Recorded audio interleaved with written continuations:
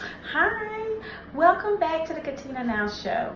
I want to first say thank you all for watching the previous show and subscribing. I truly appreciate it. For those of you who are just tuning in, or for those of you that have watched and didn't hit the like button or subscribe, please do so you can get updates on the videos that's coming to you. And again, the information on how to contact me is in this description box below, so go ahead and read that and like, share, do whatever you like with this. Now tonight, well, today I'm coming a little bit more calmer, but you know, that's just my personality. But I'm gonna be a little more calmer because I prepared to talk about something, but something else hit my spirit. So I have my candle lit because I've been praying for everyone, for men and women, children. My heart just going out to everyone. It's just something different what came up in my spirit today, because the topic is, you know, it's about pain and how to release it, of course. But on this particular show, I want to uplift men. I want to thank women. I want to praise the children as well. I'm going to discuss me like always. We're going to talk about me, and then we're going to go, you know, from there. Like I told you, I'm a mother of 7 children, right? I have 4 boys. Well, 4 boys, 3 girls, and one of my children, she's gone on to heaven. So, and I'm a grandmother of 2, so I have a grandson and granddaughter. So this show right here, we're going to talk about the 4 boys and my grandson. And we're going to talk about leaving legacies. You know how they say break generational curses? I'm going to say we're going to break generational decision making. The reason I say that is because, let's just start off. I was in a very toxic, life-threatening marriage that I ended up getting out of. And I stayed in it too long, you know, and it affected my children, right? Especially my older 3 kids, okay? So they're like 26, 24, 23. At the time, I made decisions based off thinking I'm doing the best for them, but actually I wasn't. So, and I'm not going to give you everything right now because I want you to keep on listening. So we're going to talk about things about me, and I'll give you brief, you know, little subjects about me or little information about me. So the way I affected my kids, they end up like,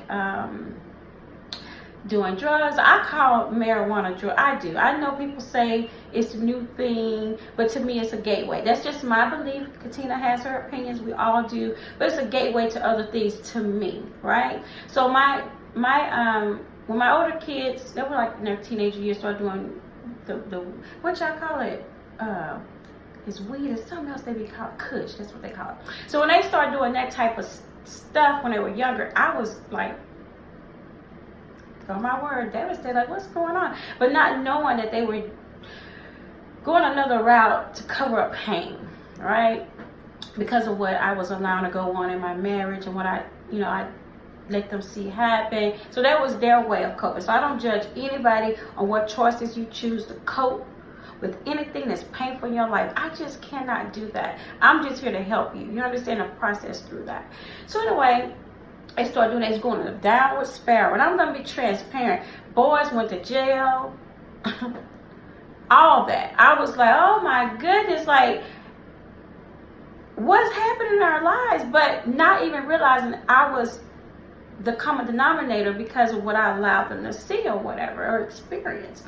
So anyway, I'm gonna come back one day and give you all of it because it's a beautiful testimony about my boys. And somebody may need to hear it now. I don't know. I don't want to be too long on here because I'm already at 4 minutes. But one of my oh my goodness, both of my boys end up going to jail or whatever about the marijuana. God's so amazing, y'all. He cleaned. Their records were clean. One of them, the judge told us the 24 now. He like told him, I'll give you such a date to go to school or to go to college or the military. He chose college. Changed his life, you guys. And the other one was in the military. Got out doing a drug thing or whatever. Got caught up. Went to jail. Turned his whole life around. Just 360 degrees. And remember I told you guys when I was going through what I went through the last year that I had to get my house in order. So 2016, my kids and I had to get ourselves in order. Like my kids, like they were disrespecting me. They had no respect for me, and I understood it. And it hurt me, but I had to endure it, child. And I did. And so, because I knew that wasn't the end of our story. I was looking at them in a spiritual sense because I knew what God was going to do with my children. So anyway, my boys, they did all that, or my daughter, all that stuff. She had a baby at 14. Well, she got pregnant at 14, you guys, and that devastated me. I was like, oh my God, what's happening? My whole life, I thought my whole world was falling apart. But God, that's all I got to say. But God, He's so amazing. So anyway, all of that transpired, and I just stayed in there, trusting and believing that God's going to do it. Yeah, let me tell you all something. My boys have changed so much. I'm going through some changes in life right now where God has been humbling me, and God has been teaching me when distractions come that I can't hope. I got to be consistent with knowing He got me. And when I start sharing some of these little stories and testimonies, y'all are like, what? You're going to know. You're going to want to get to know my source. You really are. Want to get to know my God. And so He's, God's been using my children to bless me, y'all. The very children that were disrespecting me a couple of years ago, God has used them to literally been taking care of me. So anyway, my older boys been taking our time with my younger boys, because I have two younger ones, 13 and 12.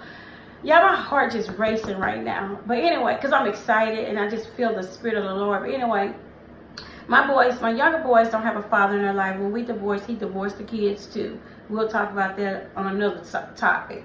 So they've been taking our times with my younger boys. Yeah, when I say come picking them up, taking them places, buying clothes for school for me and shoes, and but what touched me, I have to give a shout out to Jakari, Jamichael, and Shernay. I have to give a shout out to them.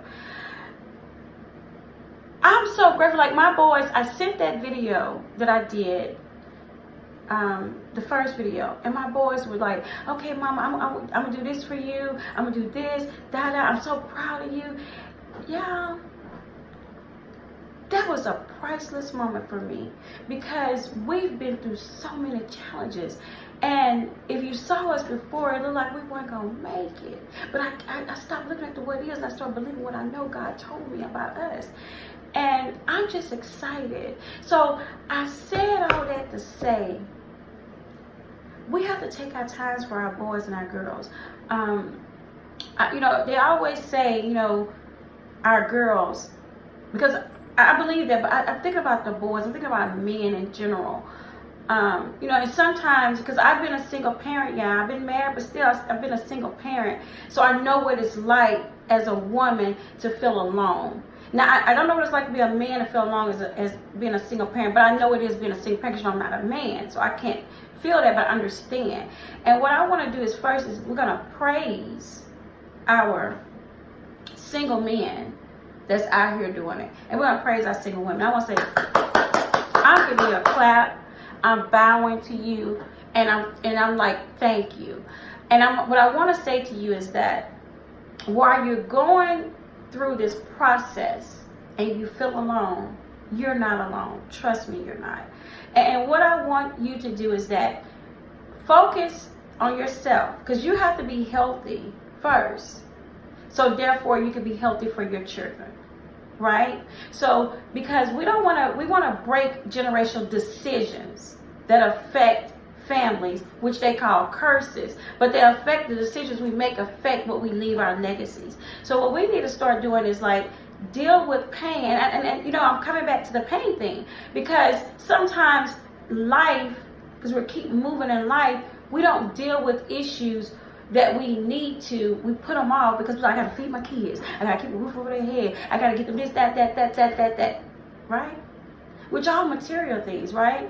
And yes, we do need a roof over our head, we need water and all those things.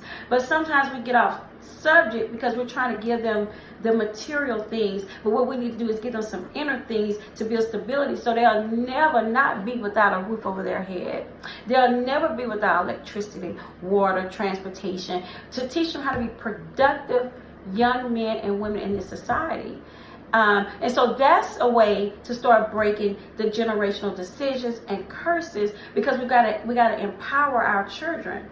And you know, I'm going from here to there. I know I am, but it's only because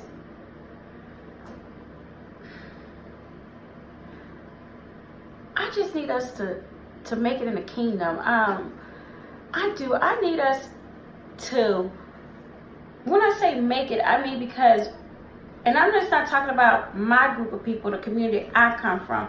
I'm talking about as a whole in the community, because we're all lacking somewhere in all denominations and all cultures. There's some issues going on, and it's some deep stem issues, and sometimes it's from pain, sometimes it's from mental illness. You know what I'm saying? That never got